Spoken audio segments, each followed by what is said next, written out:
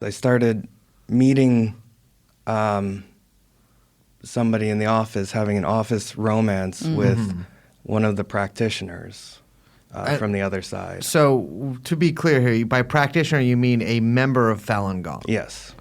And so tell us about how that came about. What happened there? We met on a lunch break, and we started chatting. Found out what she was an illustrator. She was from Italy, and she'd come into the Falun Gong, and they brought her in on the print side, and so that was really the time that I got enlightened to what was going on the other side. And she would kind of feed me information. By the other side, you mean the print side? The print side. Yeah. Which she would call the compound, because they didn't really have She called it the compound? Yeah, they didn't have any like windows. We had these large windows looking out at FIT. But like the other side was like very low light. And so you meet her in the lunch room and you're like, hey, have you ever heard of Rush? Yeah. And she's like, no, I haven't. No, but what happens? Like, we talk about music and what kind of music we like, and philosophy and all. That's one thing that I noticed about all of the practitioners here, was that they kind of all had these pseudo-intellectual kind of pursuits, philosophy. A lot of them were right-wing, but some of them were like left liberal kind of thinking. But so we're talking. One of the other practitioners had 2 extra tickets to see the Icelandic band Sigur Rós. And I was a big fan of Sigur Rós, and so he sold me those tickets. And like after some talking to, I asked her to come to the show. And so you asked her on a date? Yeah, I asked her on the date, and that was in a month. So then we had this kind of like, we got a month so we can get to know each other before the date. And within that month, she and I like meet for lunch, we meet for coffee, and I tried to meet up with her on the weekends, but she kept saying, I have to go in for work. And so I found out she was working 6 days a week, and they were bringing her in like 7 in the morning, every morning, and leaving 6 or 7 at night.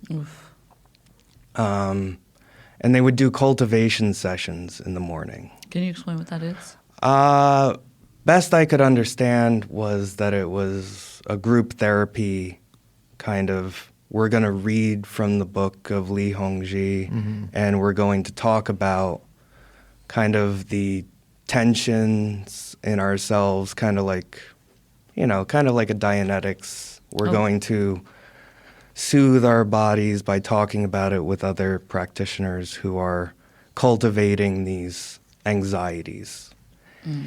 And I walked in on these one time at 7 in the morning, and they looked very, like, it was on the print side, and I was not allowed to go there. But I would hear that she was working these hours. She was also meeting up with her boss and fixing his motorbike. Okay. And he was bringing her around to, like, get ice cream, gifts. I think she went upstate once. I don't know if it was Dragon Spring, but I know that she went upstate. It's probably Dragon Spring. It's probably Dragon Spring. The compound that Falun Gong. And so I found it very difficult to like meet up any other time, which then led into one of these times talking to her, and she revealed that she wasn't getting paid. She wasn't getting paid at all? She wasn't getting paid at all. So they were having her work 6 days a week, do these kind of ritualistic cultivation sessions, and she wasn't getting paid. She wasn't getting paid, and she was here on a vacation visa. So did she think she was going to be paid when she came here?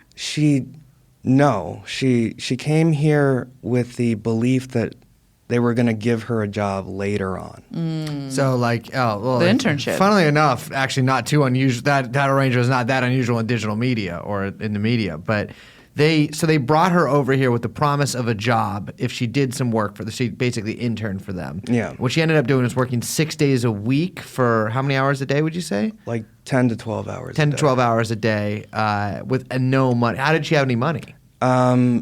They put her up in a place in Jersey City where I then found out everybody lived. Everyone from the office? Everybody from the office. Except for you. Except for the non-practitioners. I see. And they all lived in this one giant apartment. I never went there, but it sounded like a complex or just a large apartment building with a lot of studio apartments and stuff.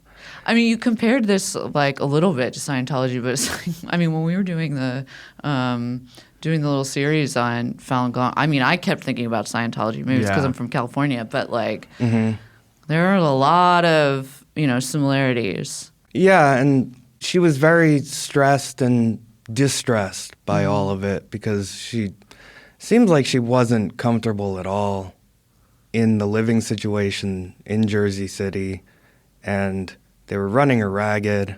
They weren't giving her any work. She was brought on as an illustrator, but it seemed like she didn't do anything. I think she did some formatting for the newspaper, but a lot of it seemed like the people on the other side, according to her, were just sitting around. Like all day. Yeah.